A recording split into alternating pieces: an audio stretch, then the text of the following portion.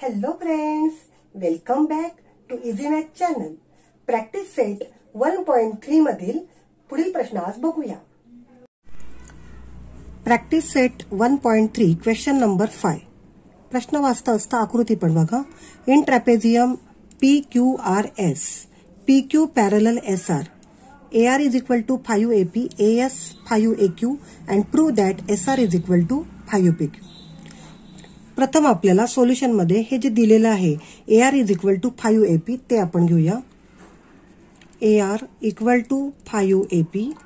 AP ला आपण AR च्या साईडला आणूया.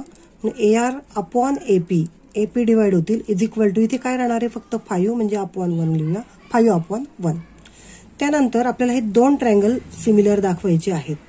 ट्रायंगल RAS आणि ट्रायंगल PAQ ते लिहूया. In triangle RAS and triangle PAQ या दोन ट्रायंगल मध्ये आपल्याला टेस्ट लावायची आहे. तर ते आधी शोधून काढूया. या दोन ट्रायंगल मध्ये बघा PQ पॅरलल SR आहे आणि PR त्यांची ट्रान्सव्हर्सल झाली तर हे अल्टरनेट अँगल्स कॉन्ग्रुएंट होतील. अल्टरनेट अँगल्स कॉन्ग्रुएंट होतील. त्यानंतर व्हर्टिकली अपोजिट पण इथे कॉन्ग्रुएंट होतील. हे बघा इथे हे व्हर्टिकली अपोजिट अँगल्स कॉन्ग्रुएंट होतील. प्रथम आपण हे अल्टरनेट अँगल्स लिहूया. जो ट्रायंगल आधी लिहिलेला आहे त्याच्यातला अँगल आधी लिहायचा. मग हा आधी घेऊया. SRA angle SRA congruent angle त्याला अल्टरनेट QPA कारण लिहायचंय अल्टरनेट अँगल्स. त्यानंतर आता हे व्हर्टिकली अपोजिट घ्यायचे आपल्याला. Angle RAS congruent angle PAQ vertically opposite angles.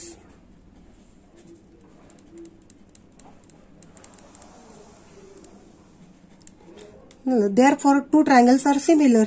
दोन ट्रायंगल सिमिलर होतील. इथे अँगल दाखवलंय. AA टेस्ट लागणार आहे म्हणून आपण लिहूया दोन ट्रायंगल सिमिलर लिहूया. Triangle RAS similar triangle PAQ. तुम्ही याच्या खाली एका खाली एकच लिहायचंय. त्याला टेस्ट कोणती लावली आपण बाय AA टेस्ट. तर दोन ट्रायंगल सिमिलर असतील तर त्यांच्या साइड्स कशा असतात प्रपोर्शन मध्ये असतात. म्हणून आपण घेऊया ही पहिली दोन अक्षर घेऊया. RA च्या ऐवजी आपण AR म्हणूया.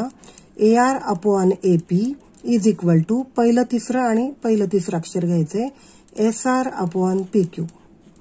तर AR अपॉन AP म्हणजे काय इथे आपण लिहिलेलं आहे बघा. AR upon AP is equal to 5 upon 1.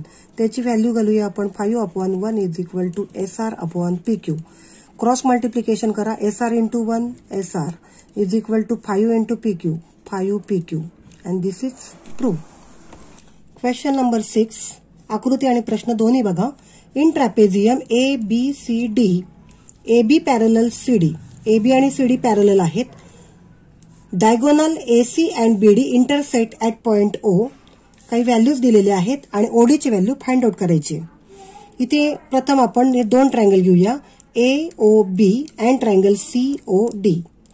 In triangle COD and triangle AOB यामध्ये हे व्हर्टिकली अपोजिट अँगल्स कॉन्ग्रुएंट आहेत आणि CD आणि AB पॅरलल आहे.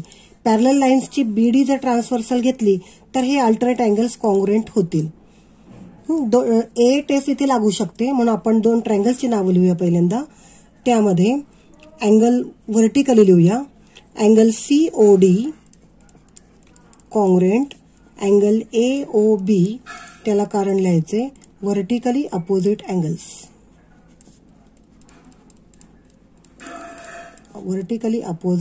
अँगल्स. त्यानंतर हे अल्टरनेट अँगल्स कॉन्ग्रुएंट लिहूया.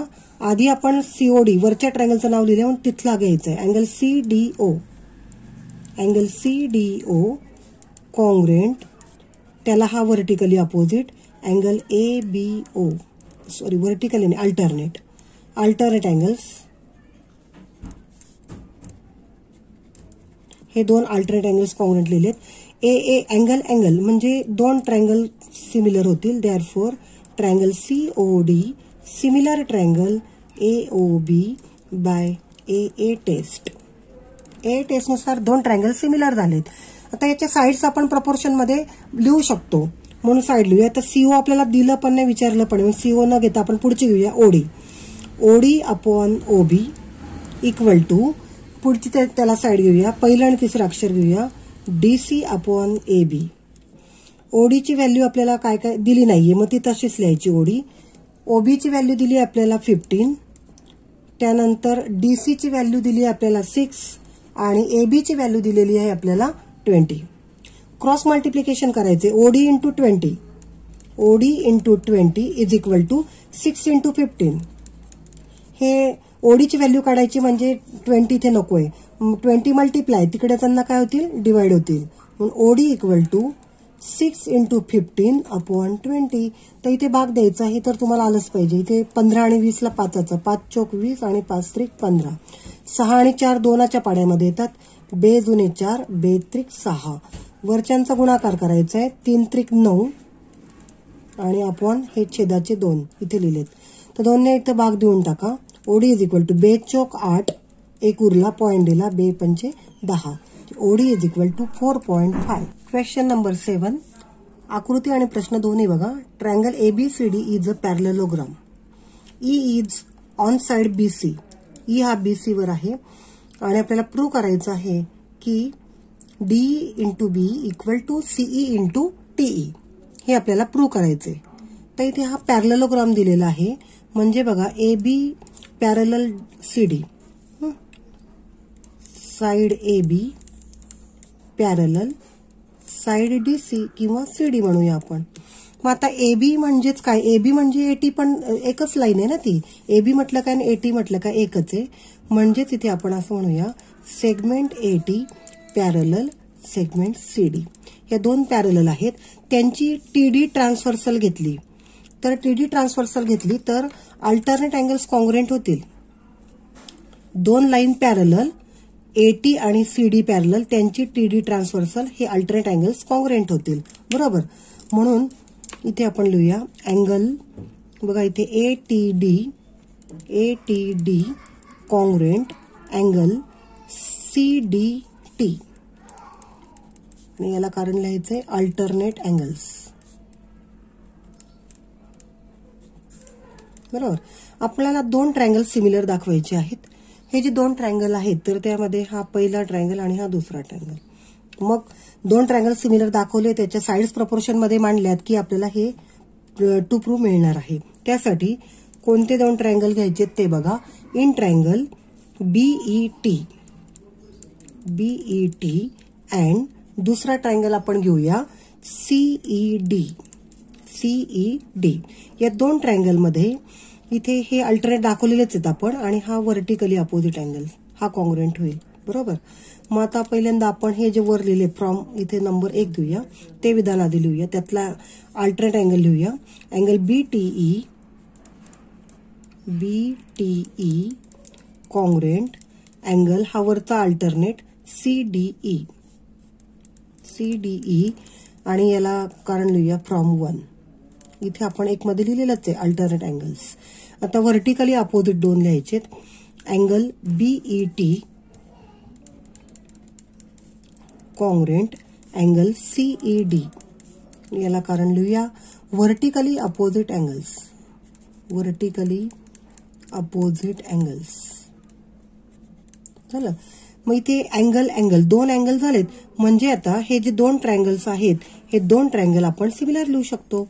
Therefore triangle BET similar triangle CED by which test AA test नुसार दोन ट्रायंगल सिमिलर आहे. ट्रायंगल सिमिलर असतील तर त्यांच्या साइड्स प्रपोर्शन मध्ये असतात. मग आपण यांच्या साइड्स प्रपोर्शन मध्ये लिहूया. आता इथे आपल्याला B घेऊया BE upon CE equal to दुसरं आपल्याला घ्यायचं आहे पहिलं आणि तिसरं हे दोन घेऊया आपण TE आणि DE. TE अपॉन DE आपण थोडासा ET न घेता TE घेतलंय. प्रश्नामध्ये आपल्याला तसं दिलं त्या पद्धतीने क्रॉस मल्टिप्लिकेशन करूया. BE into DE equal to TE into CE and this is prove. Question number 9. In triangle ABC, point D on side BC such that angle BAC congruent angle ADC हे दोन चिन्ह केलेले angles congruent आहेत. Prove that CA square is equal to CB into CD. आता इथे CA square म्हणजे CA into CA is equal to CB into CD.